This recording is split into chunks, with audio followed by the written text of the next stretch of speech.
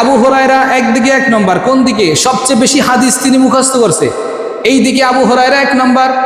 ওমরে ফারুক তিনিও 1 নম্বর, কোন দিকে? বলে নবী বলেছেন লাউ কানা নাবিয়্যুম মিন বাদি লাকানা ওমর, আমার পরে যদি আল্লাহ কাউকে নবী বানাইতো তাইলে হযরত ওমরকে বানাইতো, এই দিকে হযরত ওমর 1 নম্বর। আবু বকর 1 নম্বর, কোন দিকে? বলে আবু বকরের নেকির দিকে কেউ জীবনে আগায় সামনে যাইতে পারবে না।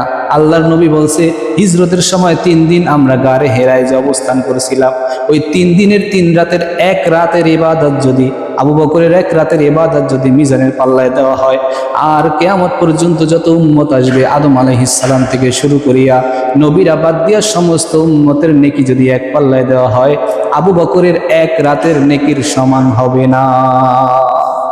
এই দিকে আবু বকর 1 নম্বর, ওসমান 1 নম্বর দানশীলের দিকে, খালিদ বিন ওলীদ 1 নম্বর, কোন দিকে? বীরত্বের দিকে। এরকম এক একজন এক এক দিকে 1 নম্বর।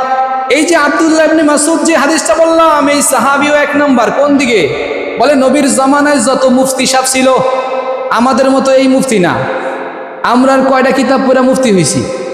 আব্দুল্লাহ ইবনে মাসউদের ব্যাপারে নবীজি বলছে সমস্ত মুফতি যারা ছিল এই সমস্ত মুফতিদের মধ্যে গ্র্যান্ড অল 1 নম্বর মুফতি হলো এই আব্দুল্লাহ ইবনে মাসউদ। সুবহানাল্লাহ, 1 নম্বর মুফতি, প্রধান মুফতি ছিল কেডা? এই ছোট্ট মানুষটা।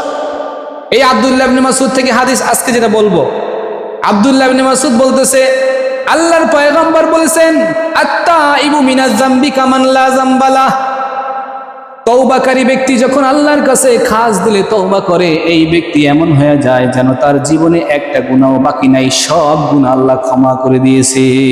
সুবহানাল্লাহ।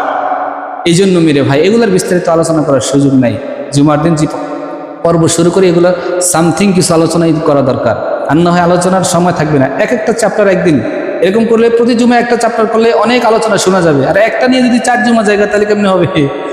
যাই হোক, তাইলে গুনাহ ছাড়ার যে 12টা উপায়, তার মধ্যে 1 নম্বর কি ছিল দেখি মনে আসেনি? আখিরাতের ফিকির।